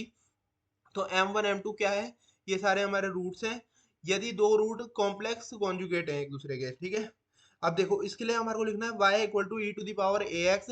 ए जो होगा यहाँ पर ये रियल पार्ट होगा, रियल पार्ट मतलब ये वाला जो रियल पार्ट है a, ये वाला यहाँ पर आएगा। और ये इमेजिनरी पार्ट है b, तो ये हमारा फंक्शन के साथ आएगा। अब ये देखिए a cos b x plus b sin b x, ये हो गया। अब इसको याद करने में दिक्कत होती है, तो भैया हमारे साथ हो तो याद करने की क्या दिक्कत है। तो क्या है इसमें याद करने की क्या दिक्कत होती है कि भैया पहले कोस आएगा या पहले साइन आएगा। ये ए और बी क्या है, ये दोनों हमारे क्या है, सी वन सी टू है। जैसे सी वन सी टू हम यहाँ लिख रहे थे तो यहाँ पर ए और बी लिख दिया। ए और बी की जगह आप सी वन सी टू डाल देना और अपना काम निकाल लेना। ठीक है, और ये क्या है, पहले कोस आएगा या पहले साइन आएगा, boss, cos is just like a boss. Cos और बोस क्या लगते हैं, दोनों एक जैसे वर्ड लगते हैं। तो क्या है, तो बोस को क्या दी जाती है, फर्स्ट पोजीशन, तो पहले क्या आएगा, कोस आएगा, बाद में हमारा साइन आएगा। तो बॉस को दी पहली जगह, तो ये सी वन अब इसे ऐसे लिख सकते हैं e to the power A x. A क्या है हमारा, रियल पार्ट, और यहाँ ए वन की जगह हम ए की जगह हम लिख सकते हैं c1 कॉस, कॉस क्योंकि बॉस। ठीक है, बॉस है तो पहले लिख रहे हैं, तो हम ये लिख सकते हैं। फिर ये c2 साइन बी एक्स। ठीक है, प्लस आगे आपका जो भी होगा वो आप लिख सकते हैं। तो ये आपको समझ में आया होगा आई होप। और फिर आता है हमारा कॉम्प्लेक्स के केस में ही, जब रूट हमारे क्या है, इक्वल है। दोनों रूट देखो सेम लिख दिए, सेम के सेम दोनों रूट हो गए, तो क्या हुआ हमारा e to the power A X जो था वैसी की वैसी आ गया। ये क्या है हमारा, रियल पार्ट, रियल पार्ट है। और यहाँ पर अंदर क्या है, यहाँ पर फिर हमारी इक्वेशन बन गई। यदि दो आ गए तो हमारे को दो को लिखना भी तो पड़ेगा। और यहाँ एक ए लिख रहे थे क्योंकि यहाँ पर एक था खाली, तो यहाँ पर ए एक्स प्लस बी हो गया, बस ये एक्स प्लस डी हो गया। बाकी फॉर्मूला सेम की सेम है, आप देख सकते हैं ऊपर से नीचे। ठीक है। तो बस कुछ नहीं है, तो ये लिखा e to the power ax plus B. देखो पहले ही कोस ही आ रहा है, कोस बॉस, तो बॉस को पहली पोजीशन मिली। ऐसे ही फिर साइन आ गया, बाद में साइन ही आएगा जब पहले कोस आ गया तो ये हमारा कुछ नहीं था, ये हमारा कॉम्प्लीमेंट्री फंक्शन था जो मैंने आपको बताया। कॉम्प्लीमेंट्री फंक्शन के लिए हमारे को क्या करना है, सबसे पहले ऑक्सिलरी इक्वेशन निकालनी है। ऑक्सिलरी इक्वेशन के लिए क्या करना होता है, D equal to M put करना होता है। D equal to M put करके हमारे जो रूट्स निकलते हैं, रूट्स के लिए हमारे पांच जो होते हैं, हमारे क्या होते हैं, मेथड होते हैं। मतलब कि पांच तरीके की आपकी इक्वेशन बन सकती है यदि आपके रूट्स क्या है, रियल और डिस्टिंक्ट है। सबसे पहली कंडीशन वो बनती है, तो हम उसके लिए लिख देते हैं C1 e to the power alpha M X. देखो ये रहा, C1 e to the power alpha. यहाँ पर ये अल्फा लिख दो या एम लिख दो, बात एक ही है। ठीक है, अल्फा लिख दिया, तो अल्फा क्या है यहाँ पर, ये हमारा जो रूट आया है। ठीक है, और दूसरे वाले में हमने देखा यदि हमारे क्या हो जाते हैं, इक्वल रूट्स आ जाते हैं, इक्वल रूट्स आ जाते हैं दो, तो दो रूट्स इक्वल आ गए तो दो के लिए हमारी अल्फा की वैल्यू सेम हो जाती है, तो इक्वेशन ऐसी बनती है। तीन रूट्स इक्वल आ जाते हैं और रियल होते हैं, तो हमारी इक्वेशन कुछ ऐसी बनती है, तो हमारे तीन के लिए अल्फा की वैल्यू सेम हो जाती है। और फिर आती है हमारी रियल वाला केस, खत्म हो गया, फिर आता है कॉम्प्लेक्स की बारी। कॉम्प्लेक्स की बारी आती है, तो यदि हमारा ये क्या है, टू रूट्स आर कॉम्प्लेक्स, यदि दो रूट क्या है, कॉम्प्लेक्स है, मगर क्या है, तो मगर क्या है, कॉम्प्लेक्स है, और वो मगर इक्वल रूट्स नहीं है, दो अलग अलग रूट्स नहीं है जो कि इक्वल है, तो हमारी इक्वेशन ऐसी बनती है। इसमें हमारे को दिक्कत ये हो रही थी बस कि ये पहले कॉस आ रहा है, ये कैसे याद करें, तो कॉस बॉस फर्स्ट पोजीशन, ये याद रखना है बस। ठीक है, तो अब दूसरे वाले के केस में क्या है, जब बोथ क्या है, रूट्स जो है इक्वल भी है, इक्वल भी है, तो क्या है कि इसमें क्या हुआ, इसमें क्या हुआ, इसमें कुछ नहीं हुआ, बस ए एक्स प्लस बी आ गया इसकी जगह में, एक ही जगह में ए एक्स प्लस बी आ गया, क्योंकि हम दो की बात कर रहे हैं। ठीक है, बाकी ये आपको कॉम्प्लीमेंट्री फंक्शन तैयार हो गया, फॉर्मूले आपको सारे समझ में आ गए होंगे। ये मैंने अपना पूरा जितना मैं समझा सकता था मैंने समझाया अपनी तरफ से। बाकी आपको समझ नहीं आया तो आप मेरे से कुछ भी पूछ भी सकते हैं व्हाट्सएप पे, 9654808198, इसमें व्हाट्सएप करके आप पूछ सकते हैं, या gchirag538@gmail.com, इसमें भी आप अपना मैसेज ड्रॉप कर सकते हैं, उसमें भी पूछ सकते हैं, मगर कॉल मत करिएगा। ठीक है ना। तो ये क्या है, पार्शियल इंटीग्रल। दूसरा आता है पार्शियल इंटीग्रल। पार्शियल इंटीग्रल वो पर्टिकुलर है, मेरे मुंह से पार्शियल निकल जाता है, पार्शियल डेरिवेटिव का सोचता हूँ मैं। ये पर्टिकुलर इंटीग्रल आ गया। पर्टिकुलर इंटीग्रल में मैंने आपको बताया सारा काम क्या होगा, वो क्यू के ऊपर होगा। ठीक है, अब देखो सारा जो हम देख रहे थे, डी की पावर एन, आगे जो भी आ रहा था डी की पावर n-1, ये जितना भी आ रहा था, और सब लास्ट तक हमने क्या कर रखा था, y को कॉमन ले रखा था, तो ये सारे क्या है, फंक्शन ऑफ डी आ रहे हैं। तो हम इसे फंक्शन ऑफ डी, और यहाँ पर y जो आ रहा था कॉमन, वो इक्वल टू क्यू भी लिख सकते हैं, Q is a function of x, ये बताया था मैंने आपको। तो हम ऐसे भी लिख सकते हैं, तो हमने इसे ऐसे लिखा। ठीक है, ऐसे लिखा जिससे हम शॉर्ट में लिख पाए, शॉर्ट में लिख पाए। तो भैया क्या है, क्या है, अभी बताते हैं ना, 2 मिनट पेशेंस तो रखो। ठीक है, तो पर्टिकुलर इंटीग्रल के लिए हमने वाई पी ये जो है वाई है, इसके पर्टिकुलर इंटीग्रल निकालना है, तो हमने यहाँ पर पी लिख दिया, और ये क्यू अपॉन एफ डी। अब क्यू हमारा क्या होगा, चेंज होगा, बस क्यू के ऊपर हमारे को काम करना है, जैसे कि हमने पहले रूट्स के ऊपर काम करा था, वैसे ही इसमें पर्टिकुलर इंटीग्रल में हमारे को किसके, क्यू के ऊपर काम करना है। तो क्यू के ऊपर काम करना है, तो कर लेते हैं, हमको काम करने के लिए तो आए हैं, तभी तो वीडियो खोली है भाई। ठीक है ना। ठीक है, अब ये क्यू क्या है, फंक्शन ऑफ एक्स है, ये मैं आपको 50 बार बता चुका। ठीक है, अब इसमें केस बनते हैं, इस केस को हम वन बाय वन देखते हैं। तो केस फर्स्ट जो है हमारा वो है 1/fd e to the power ax, 1/fd e to the power ax। तो फिर हमने आपको इस वाले केस में क्या लिखना है, डी की जगह पे हमारे को ए लिख देना है, बस डी की जगह पे हमारे को ए लिख देना है, और ए की जगह पे तो ए रहेगा ही, तो बस हमारे को क्या करना है कि इस डी को बाय ए से रिप्लेस कर देना है, रिप्लेस कर देना है डी को ए से। बस हमारा ये हो गई फर्स्ट इक्वेशन। और ये किस केस में होगा, जब F of A not equal to zero होगा। यदि हम ए की वैल्यू पुट करते हैं, जो यहाँ पर ए आ रहा है, ये वैल्यू हम यहाँ पुट करते हैं नीचे, मगर तो इसको पुट करने के बाद क्या आ रहा है, जो हमारा नीचे वाला है वो डिनोमिनेटर नॉट जीरो बन रहा है, तो उसी केस में करेंगे ये। मगर जब नीचे वाला जीरो बन जाता है हमारा, तो हम क्या करते हैं, इसे डिफरेंशिएट कर देते हैं। यदि सेकंड केस आ जाता है, इसे डिफरेंशिएट कर देते हैं, तो हम इस पूरे को डिफरेंशिएट करेंगे, तो ये x आपको पता है ये नीचे आ जाएगा, तो ये भी नीचे आ गया, ये x यहाँ आ गया, अपन इसको डिफरेंशिएट करा, और अब डिफरेंशिएट करने के बाद हम क्या कर सकते हैं, a की वैल्यू पुट कर सकते हैं। ठीक है। और यदि जब भी नहीं होता तो हम इसको आगे और डिफरेंशिएट करते रहेंगे, ये पावर एक और नीचे आ गई और इसको सेकंड डिफरेंशिएट करा, फिर ऐसे थर्ड फोर्थ फिफ्थ, जितने जब तक हमारा सिंपल ना हो जाए, मतलब जब तक हमारा जो नीचे जीरो बन रहा है वो रिमूव ना हो जाए, जब तक हम डिफरेंशिएट करते रहेंगे और आगे चलते रहेंगे। और जब डिफरेंशिएट हो गया तो हम वैल्यू निकाल करके फेंक देंगे, मतलब रख लेंगे। फेंकना गलत हो गया। ठीक है। अब केस थ्री क्या है, if one upon F D sine of a x और one upon F D cos of a x, मतलब साइन और कॉस का फंक्शन हुआ वन अपॉन एफ डी में, मतलब इसमें मल्टीप्लाई में वन अपॉन एफ डी तो आएगा ही, मैंने आपको क्या बताया, Y F of D into Y equal to क्या है, क्यू है। तो Y equal to one upon F D, क्या कर रहे हैं हम, क्यू के ऊपर बात कर रहे हैं, यहाँ पर क्या आ गया, क्यू। तो क्यू के ऊपर हम काम कर रहे हैं, तो यहाँ पर हमने ए क्यू के ऊपर देख लिया कि जब e to the power A x आ रहा है तो हमारा कैसे फंक्शन की वैल्यू निकलेगी, कैसे पर्टिकुलर इंटीग्रल निकलेगा, हमने e to the power A x में देख लिया। मगर अब भैया बात आ गई हमारी केस थ्री की, जब हमारा क्या है, साइन और कोस का फंक्शन दे रखा है, साइन और कोस का फंक्शन दे रखा है, तो हमारा को क्या करना है, डी स्क्वायर को रिप्लेस करना है किससे, माइनस ऑफ ए स्क्वायर से। माइनस ऑफ ए स्क्वायर से, ये जो है डी, यहाँ डी स्क्वायर को हम कार को रिप्लेस करना है माइनस ऑफ ए स्क्वायर से। और इसमें भी क्या होना चाहिए, minus of A square not equal to zero होना चाहिए भैया, और ये जीरो हो गया तो फिर हमारे को फिर वही केस अपना दोहराना है, क्या दोहराना है कि उसमें हम क्या कर रहे थे, डिफरेंशिएट कर रहे थे बारी बारी, और हम क्या कर रहे थे, आंसर निकाल रहे थे। तो इसमें क्या करना है, केस फोर आया, यदि हमारा नीचे वाला क्या है, इक्वल टू जीरो आ गया, तो हम क्या करेंगे, one upon D square plus a square, ये आपको बताया है कि नीचे वाला क्या है, डी स्क्वायर हो जाता है। डी स्क्वायर में मैंने आपको क्या बताया था कि माइनस ए स्क्वायर से पुट कर देंगे। अब माइनस ए स्क्वायर से पुट हो रहा है तो हमारे को क्या करना है, D square plus a square करना है, और साइन ऑफ ए एक्स जो फंक्शन है हमारा, उसको क्या करना है, उसको करना है हमारे को डिफरेंशिएट, इसको हमारे को डिफरेंशिएट करना है या फिर हम इंटीग्रेट करना है, कोई भी एक काम कर सकते हैं, जो आपको अच्छा लगे वो आप कर लेना। ठीक है। तो हम डिफरेंशिएट कर रहे हैं, इसे डिफरेंशिएट करा तो x बाय टू डी आया, इसका डिफरेंशिएट मतलब टू डी नीचे आ गया ना, इसका टू डी आ गया, और साइन ए एक्स का साइन ए एक्स हमने एज इट इज लिख दिया। ऐसे ही यहाँ पर कोस एक्स का यहाँ पर एज इट इज लिख दिया, और यहाँ पर क्या करा, x का डिफरेंशिएटर यहाँ आ गया x, इसमें से x निकला यहाँ आ गया, ये टू डी नीचे आ गया, तो फिर ये हो गया।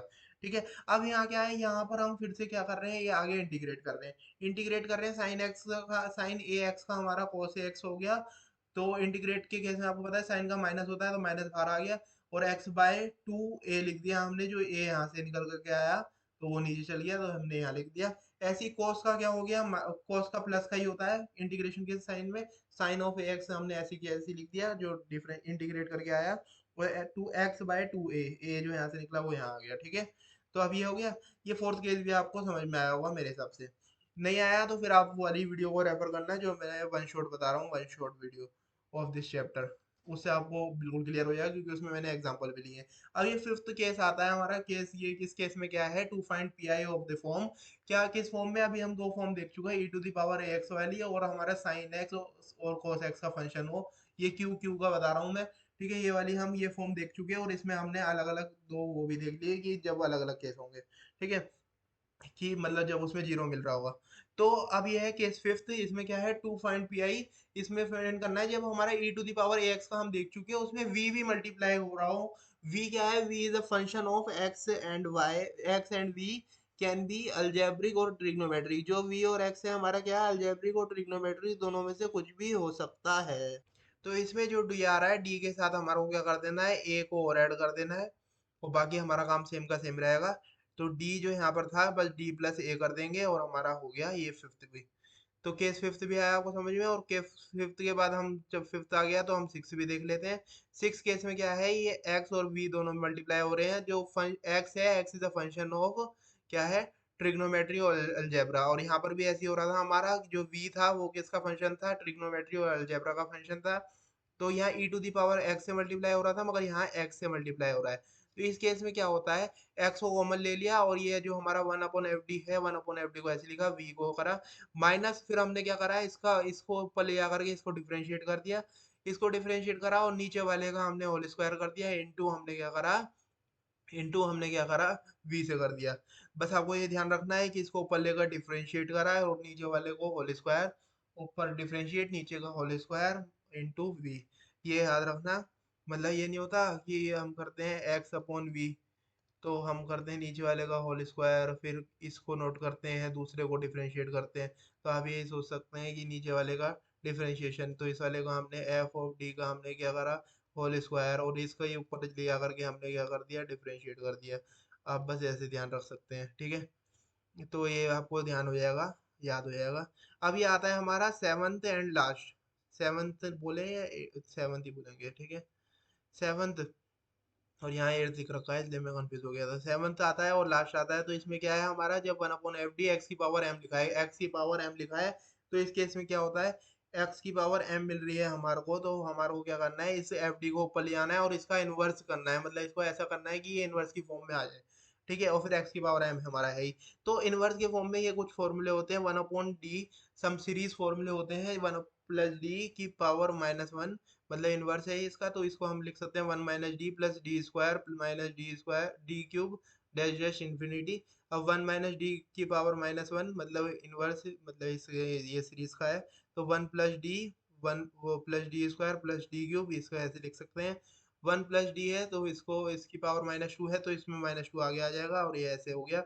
ऐसे ये माइनस टू है तो इसमें भी ये ऐसे आ गया, ठीक है ना। आप समझ सकते हैं, मतलब वन प्लस वन माइनस में मिल रहा है अंदर, तो क्या रहता है, सब जगह प्लस रहता है, और अंदर प्लस मिल रहा है तो यहाँ क्या है, माइनस प्लस चलता रहता है। मतलब शुरू में प्लस आएगा, यहाँ पर पहली डिजिट प्लस, फिर माइनस, फिर प्लस माइनस प्लस माइनस, ऐसे चलता रहेगा, ठीक है। मतलब इसे पॉजिटिविटी ये रास नहीं आती, और नेगेटिविटी वाले को पॉजिटिविटी खुद कर लेता है वो कन्वर्ट, ठीक है। तो अब ये वाला आ गया आपको समझ में, ये समझ में आ गया, तो भैया आगे चलते हैं। आगे क्या है हमारा, आगे कुछ नहीं है, आगे है हमारा second order differential equation with variable coefficient. अभी हमने क्या समझा था, कांस्टेंट कोफिशिएंट, अभी आ गया भैया हमारा वेरिएबल कोफिशिएंट। वेरिएबल कोफिशिएंट आ गया तो भैया आपको उतना समझ में आ गया, तो सबसे पहले आपके लिए जोरदार तालियां, कि आपको सब समझ में आ लिया, ठीक है। तो अब देखते हैं हम क्या, second order differential equation with variable coefficient. इसका दूसरा नाम भी होता है, इसको हम बोलते हैं क्या, इसको हम बोलते हैं कोचीज वो ईलर इक्वेशन, कोचीज ईलर इक्वेशंस, ईलर्स इक्वेशन, ठीक है। कोचीज ईलर्स इक्वेशन या फिर होमोजेनियस लीनियर डिफरेंशियल इक्वेशन, ये तो इसे बोलते ही हैं। तो इसके ये दोनों नाम होते हैं। तो अब इसकी फॉर्म क्या होती है, इसकी फॉर्म भैया होती है D square Y upon D x square plus P D Y by D x plus Q Y equal to R. ये पी क्यू आर जो है फंक्शन ऑफ एक्स होंगे, देखो मैंने आपको लीनियर उसमें भी बताया था, लीनियर डिफरेंशियल इक्वेशन में, लीनियर इक्वेशन इक्वेशन में बताया था मैंने, D Y by D x plus P Y equal to Q है। तो मैंने आपको बोला यहाँ पर आपको दिख रहा है वाई, तो यहाँ पर ये दोनों फंक्शन क्या होंगे, एक्स के, तो ऐसे ही यहाँ पर पी क्यू आर क्या होंगे, फंक्शन होंगे एक्स के, क्योंकि यहाँ पर हमारे को क्या दिख रहा है, वाई, ठीक है। तो जब भी दिखे वाई तो बिल्कुल ना घबराएं। तो क्या करना है फिर आपको, क्या करना है, तो इसमें आपको इक्वेशन लिखनी है। ये इक्वेशन मैंने आपको बता दी फॉर्म, इक्वेशन की फॉर्म, और ये देखो इसमें ये ए जीरो, ये क्या लिखा हुआ है, ए जीरो, और ये ए वन, ये ए टू, यहाँ पर इस केस में क्या होंगे, this are the function of x, ये एक्स के फंक्शन होंगे हमारे, ठीक है। एक्स के फंक्शन होंगे तो हमारे को क्या करना है, कुछ नहीं करना, हमारे को करना है सिर्फ ए वन, देखो ये जो कोफिशिएंट दे रखे हैं वो देखे हमने, X square D square Y upon D x square, X D Y by D x, और यहाँ पर ये वाई आ गया और इक्वल टू क्यू, तो ठीक है। तो अब हमारे को करना है कि हमने x को लेट करा e to the power z, और जब यदि हम log लेते हैं दोनों साइड, यदि log लेते हैं तो ये log x इक्वल टू, ये log जब यहाँ पर लेंगे तो ये क्या होता है हमारा, ये log ऑफ e तो हमारा वन बन जाता है, और ये z आ जाता है नीचे, क्योंकि आपको पता है log कौन है, log हर समय नीचे गिराते हैं, तो ये इसको नीचे गिरा देता है, ठीक है। नीचे गिरा देता है तो हमारा काम भी हो जाता है। तो ये हमारा हो जाता है, फिर हम इसको क्या करते हैं, डिफरेंशिएट करते हैं विद रिस्पेक्ट टू एक्स, तो ये कुछ ऐसी इक्वेशन बनती है। तो इसका ओवरऑल गोल जो होता है हमारा, ये होता है इक्वेशन को बनाना, कि मैंने आपको जैसे बताया था, मैंने क्या बताया था आपको, कि भैया हम क्या लिख सकते हैं, डी बाय डी एक्स को हम लिख सकते हैं डी। तो अब इसमें ऐसी है, जब हमने ये लिखा, क्या लिखा, हमने कुछ ऐसा लिखा कि X D Y by D X है, तो उसको हम क्या लिख सकते हैं, हम लिख सकते हैं उसे डी ऑफ वाई। ठीक है, डी ऑफ वाई। यदि यहाँ पर स्क्वायर की टर्म मिल गई है एक्स स्क्वायर, और ये दोनों मतलब सेम पावर के मिलेंगे, ये सेकंड ऑर्डर का ही मिलेगा फिर डिफरेंशिएशन में, ये मिला तो हमने लिखा D of D minus one into Y. आप ये समझते भी नहीं है, यही आपको मेन है जो यूज होगा। ये देखो डबल स्टार भी लगे हुए हैं, तो आप इसे समझ सकते हैं। ये दो मिले तो फिर हमने ऐसे लिख दिया, तीन मिलते तो फिर तीन के लिए भी डी माइनस टू हो जाता, और हमारा काम हो जाता। ठीक है, तो उससे बस आपको यही करना है उस वाले में, और इससे ज्यादा कुछ नहीं करना। तो इसमें हम करते हैं सेकंड जो होता है हमारा, उसमें हम कोई डिफिकल्ट काम नहीं करते। उसमें करते हैं रिड्यूसिबल टू होमोजीनियस इक्वेशन। तो होमोजीनियस इक्वेशन में हम क्या करते हैं, रिड्यूस करते हैं, या फिर हम इसको दूसरा भी बोल सकते हैं नाम, लीजेंडर्स इक्वेशन। देखो ऊपर वाले में मैंने आपको बताया था कोचीज इक्वेशन भी बोलते हैं उसे, तो ये जो दूसरे नाम होते हैं ना उसमें भी ज्यादा गौर दिया करो, क्योंकि दूसरे नाम ही आपको पेपर में ज्यादातर लिखे हुए मिलेंगे, क्योंकि जिससे वो सोचते हैं बच्चों को ये ज्यादातर पता नहीं होगा, तो आता हुआ भी छोड़ करके आ जाएंगे। मगर आपने मेरी वीडियो देखी है, मेरे से बड़ा है, तो भैया आप, मैं नहीं चाहता कि आप छोड़ करके आओ, इसलिए मैं दूसरा नाम पे ज़्यादा फोकस रखता हूँ। यहाँ पर लीजेंडर्स इक्वेशन जो है वो आपको ध्यान रखना है। जैसे कि मैंने आपको लीनियर डिफरेंशियल इक्वेशन का भी दूसरा नाम बताया था लेबनीज, और फिर reducible to linear differential equation का भी मैंने आपको नाम बताया था बर्नौलीज। ठीक है, और यहाँ पर यह एक और नाम आ गया हमारा कि reducible to homogeneous differential equation, इसका नाम लेजेंडर्स। और मैंने ऊपर जो बताया आपको उसका नाम क्या बताया, कोचीज इक्वेशन, कि ये देखो कोचीज कहाँ गई, ये बताया मैंने कोचीज इक्वेशन, कोचीज ईलर्स इक्वेशन बोल सकते हैं होमोजेनियस लीनियर डिफरेंशियल इक्वेशन को। तो ये आपको समझना है और याद भी रखना है नाम। ठीक है, तो इसमें क्या करना है आपको, होमोजीनियस इक्वेशन एक्स की दी होगी, उसकी जगह हमारे को क्या करना है, एक इक्वेशन को, उस इक्वेशन को पुट करना है टी। तो टी से क्या करना है, फिर आपको डायरेक्ट सॉल्व कर देना है। जैसे कि ये दे रखा है, तो हमने क्या करा, इसे टी पुट करा, और टी पुट करने के बाद हमने सॉल्व कर दिया उसे। बस इसमें यही है और कुछ नहीं है। बस, तो फिर आते हैं उसके बाद हम क्या है, exact differential equation. Exact differential equation में क्या है, उसमें भी हमारे वही होगा कि ये जो हमने पी क्यू आर देखे थे, उसी की हेल्प से हम ये इक्वेशन बनाई हमने, एक इक्वेशन बनाई, P zero D square Y by D x square plus P one D Y by D x plus P two Y equal to Q.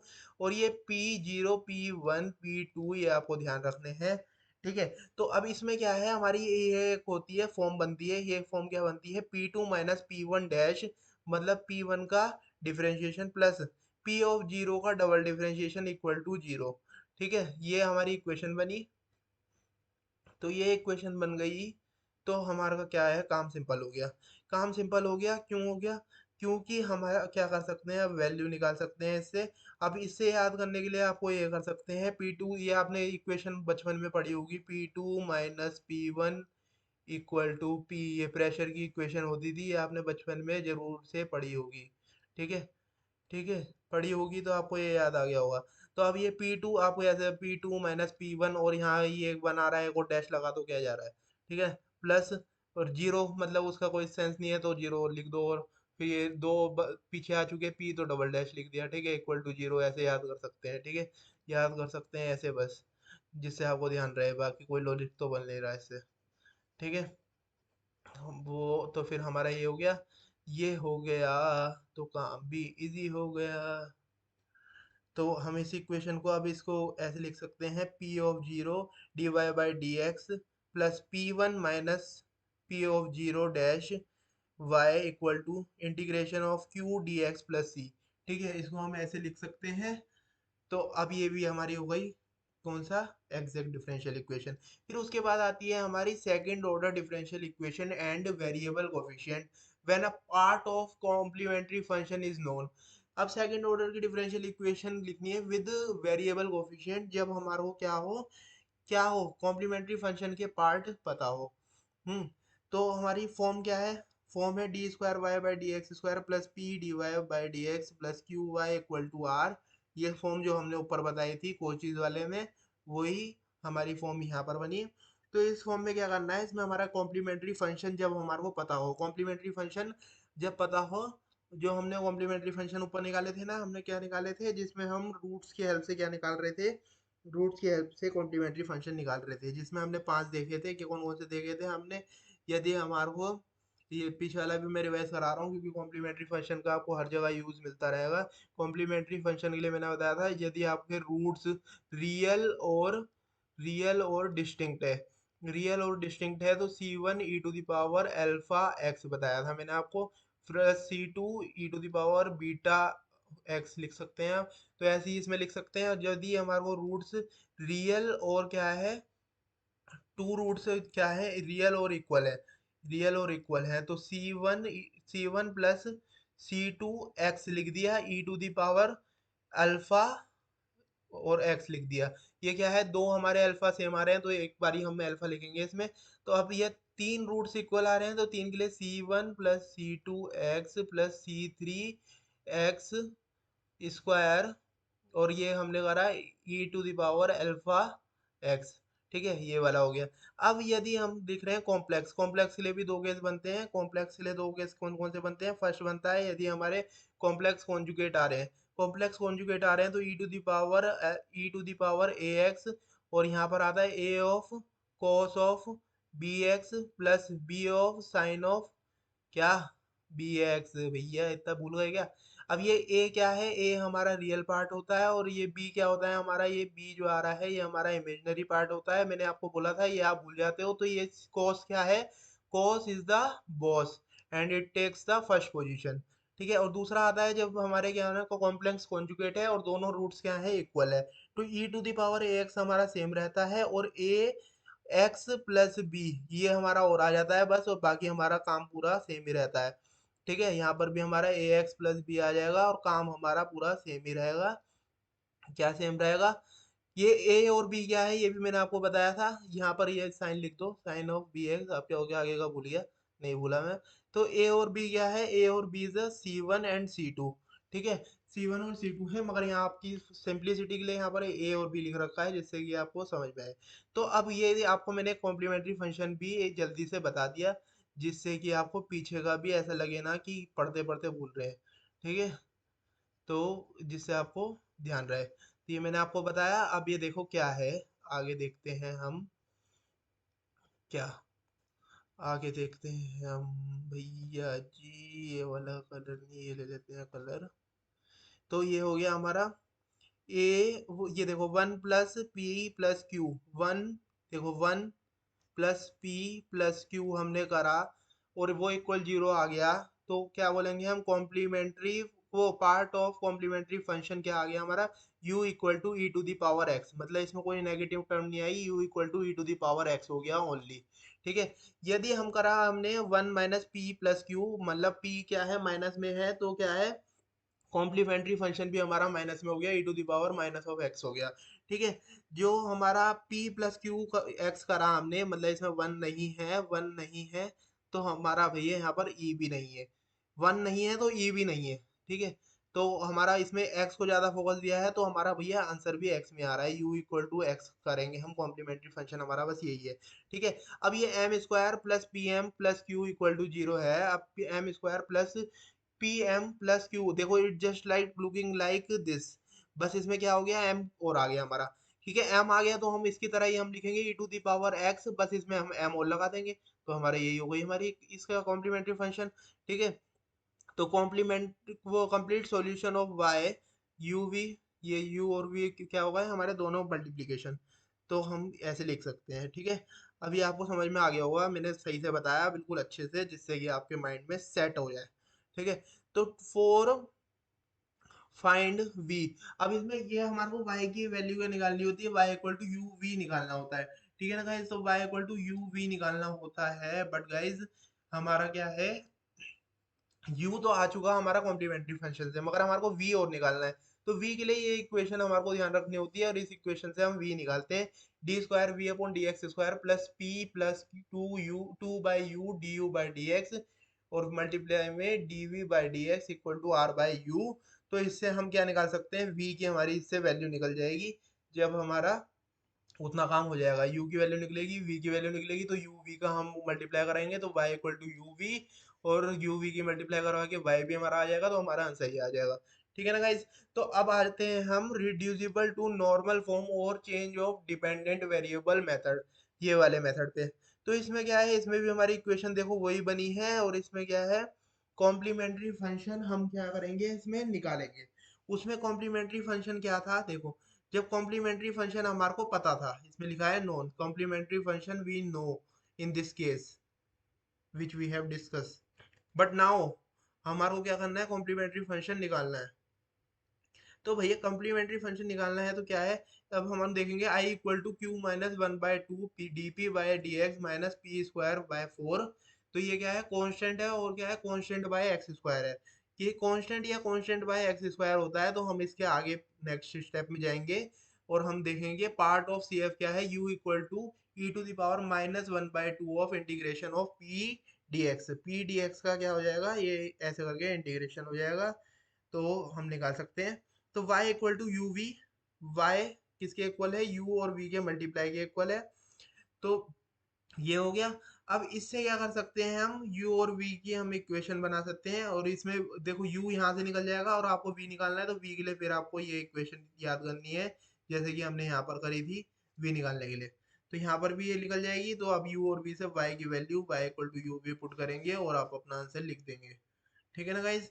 तो अब आते हैं, वो आपको समझ में आया, तो ये आता है हमारा फिफ्थ मेथड, जिसका नाम है changing the independent variable. Independent की वेरिएबल को जो चेंज करना है हमारे को, ठीक है, इंडिपेंडेंट वेरिएबल को चेंज करना है। इंडिपेंडेंट वेरिएबल क्या होता है, इंडिपेंडेंट वेरिएबल एक्स, जैसे हम D Y by D X लिखते हैं, तो ये एक्स क्या है, इंडिपेंडेंट वेरिएबल। ये मैंने आपको वीडियो की स्टार्टिंग में ही बताया है, ठीक है ना। तो इंडिपेंडेंट वेरिएबल को हमारे को क्या करना है, चेंज करना है। तो d square Y by D x square plus d y p D y upon D x plus Q Y equal to I. ये इक्वेशन अभी तीन चार बार हम पहले भी देख चुके हैं और अब फिर आ गई। Change independent variable X to Z, X से हमारे को इंडिपेंडेंट वेरिएबल को चेंज करना है जेड में। तो एक्स को हमारे को जेड का फंक्शन बनाना है चेंज करके।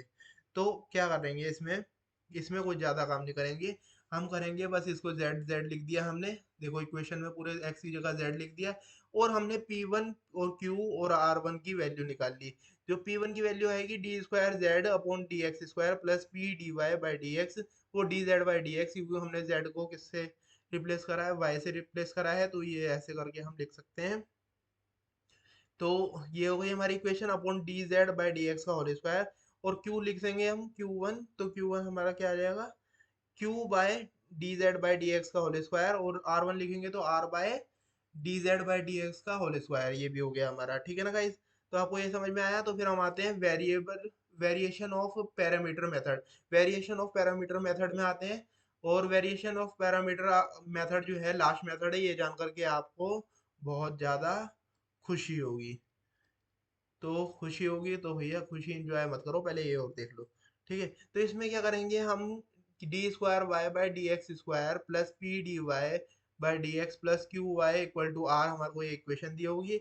अब इससे हम कॉम्प्लीमेंट्री फंक्शन की वैल्यू निकालेंगे, c one u equal to वो c one u plus c two v, जिसमें कॉम्प्लीमेंट्री फंक्शन क्या होगा हमारा, कॉम्प्लीमेंट्री सॉल्यूशन कंप्लीट सॉल्यूशन जो होगा y equal to A U plus B V होगा। तो हम इसको डिफरेंशिएट करेंगे तो ये आएगा, और इसकी जो हमारी ए डैश और बी डैश की वैल्यू निकलेगी, उसकी हम वैल्यू इसमें पुट कर देंगे, और y का हमारा कंप्लीट सॉल्यूशन जो है वो मिल जाएगा, और हमारा ये काम भी हो जाएगा। ठीक है ना गाइज। तो ये काम हो जाएगा, मगर इसमें क्या होता है, एक हमारा सिंपल मेथड होता है, ये आपको लास्ट वाला जो है समझ में ऐसे नहीं आया होगा। वो सिंपल मेथड क्या होता है, हम उसे भी देख लेते हैं। ठीक है ना। तो देखो इक्वेशन तो यही होगी, कहाँ गया, देखो इक्वेशन तो यही होगी, पहले इस गंदगी को हटाएं और अपनी बात पे आ जाए कि गाइस देखो, देखो कोई बढ़िया सा पेन का कलर, ठीक है, तो ये तो हमारी इक्वेशन हो गई। इक्वेशन तो हमारी यही हो गई, और गाइस क्या हो गया, आपने इस आर को क्या मान लेंगे हम, जीरो, कि ये आर क्या है हमारा, जीरो। तो हमारी इक्वेशन क्या बन जाएगी, D square Y plus P D Y by D x plus Q Y equal to क्या हो जाएगा, ये जीरो। तो फिर हमारे को ये कंसीडर कर लेना है कि ये इक्वल है जीरो के, मतलब इसमें आर क्या है, जीरो है। तो हमारा जो कॉम्प्लीमेंट्री फंक्शन बनेगा उसे हम लेट कर लेते हैं कि वो क्या है, c one u of x plus क्या है, c two v of x, ये लेट कर लेते हैं हम। और ये क्या है गाइज, u और v is a function of x, ये आपको दिख ही रहा है यहाँ पर। ठीक है, तो इससे हमारा क्या निकलेगा, कॉम्प्लीमेंट्री फंक्शन, कॉम्प्लीमेंट्री फंक्शन। ठीक है। कॉम्प्लीमेंट्री फंक्शन निकलेगा तो फिर आपको स्टेप 2 में क्या करना है, स्टेप 2 में ये होता है रॉकिन्स फॉर्मूला, रॉक्सकिन्स फॉर्मूला।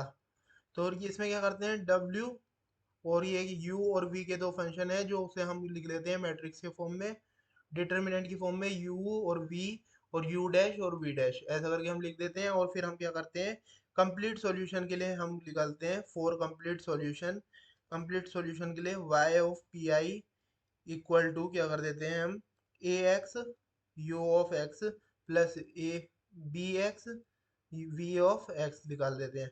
ठीक है। अब फिर उसके बाद क्या करते हैं हम, ए एक्स और बी एक्स जो है हम इसकी वैल्यू भी लिखनी होगी जब ये आ रहा है तो। ठीक है, इसकी वैल्यू लिखनी होगी तो हम करते हैं भैया, ए एक्स इक्वल होता है हमारा minus of integration of V of X into R upon W. ठीक है। और बी एक्स हमारा होता है equal integration of U of X into R upon W. ठीक है, ये दोनों हमारे क्या होते हैं, ये ए एक्स और बी एक्स की वैल्यू निकल जाएगी। जब ए एक्स और बी एक्स की वैल्यू निकल जाएगी तो गाइस आपको सिंपली पुट करना है इसमें, और ये वाई आपका निकल जाएगा तो आपका काम सिंपली हो जाएगा। आई होप गाइस आपको समझ में आया होगा। समझ में आया हो तो वीडियो को लाइक करें, चैनल को सब्सक्राइब करें और अपने फ्रेंड्स के साथ शेयर करें। Thank you for watching, have a nice day.